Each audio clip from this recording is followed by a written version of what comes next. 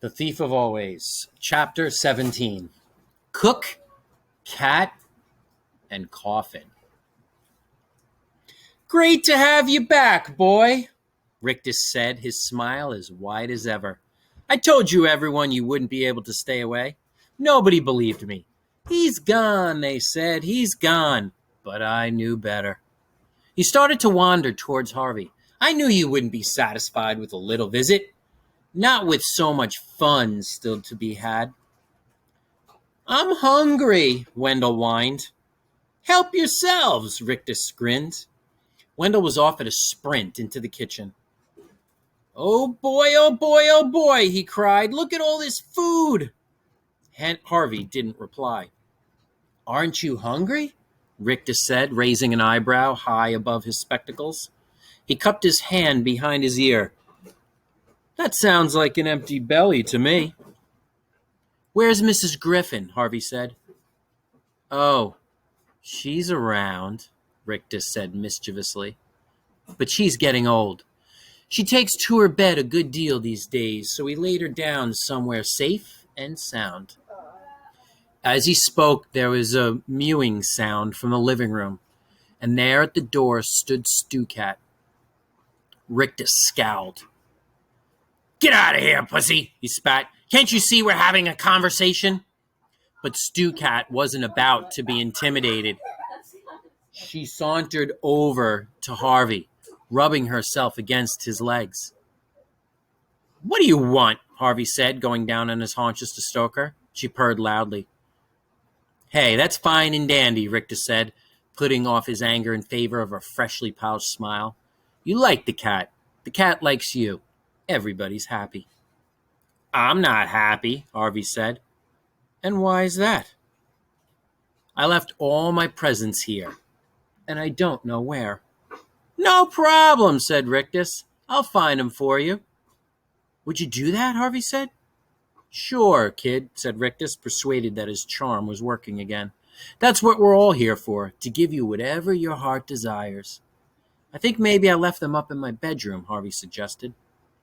I think I saw 'em up there," Rictus replied. "You stay right here. I'll be back." He took himself up the stairs 2 and 3 at a time, whistling tunelessly through his teeth as he ascended. Harvey waited until he disappeared from sight, then went to check on Wendell, letting Stew Cat slip away. "Ah, now look at this," a voice said as he appeared at the kitchen door. It was Jive. He was standing at the stove as sinewy as ever, juggling eggs with one hand and tossing pancakes in a pan with the other. "What do you fancy?" he said. "Sweet or savory?" "Nothing," Harvey replied. "It's all good," Wendell piped up. He was almost hidden behind a wall of filled plates. "Try the apple turnovers. They're great." Harvey was sorely tempted. The buffet looked wonderfully tempting, but it was dust. He had to keep remembering that. "Maybe later," he said, averting his eyes from the heaps of syrup-drenched waffles and bowls of ice cream. "Where are you going?" Jive wanted to know. "Mr. Rictus is finding a few presents for me," Harvey said. Jive smiled with satisfaction. "So you're getting back into the swing of things, kiddo," he said. "Good for you." "I've missed being here," Harvey replied. He didn't linger, just in case Jive saw the lie in his eyes, but turned and headed back into the hallway. Stew Cat was still there, staring at him. "What is it?" he said. The cat took off towards the stairs, then stopped and cast a backward glance. "Have you something to show me?" Harvey whispered. At this, the cat bounded off again. Harvey followed, expecting her to lead the way upstairs. But before she reached the bottom step, she veered off to her left and led Harvey down a narrow passage to a door he had never even noticed before. He rattled the handle, but the door was locked. Turning to look for Stew Cat, he found her rubbing her arched back against the leg of a small table set nearby. On the table was a carved wooden box. In the box was a key. He went back to the door, unlocked it, and pulled it open. There was a flight of wooden steps in front of him, leading down into a darkness from which a sour, dank smell rose. He might have declined to descend had Stew Cat not hurried on past him, down into the murk. With his fingers trailing on the damp walls to the left and right of him, he followed Stew Cat to the bottom of the flight, counting the steps as he went. There were 52, and by the time he had descended them, his eyes had become reasonably accustomed to the gloom. The cellar was cavernous but empty, except for a litter of rubble and a large wooden box, which lay in the dust maybe a dozen yards from where he stood.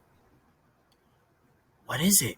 he hissed to Stu Cat, knowing the creature had no way of replying, but hoping for some sign nevertheless.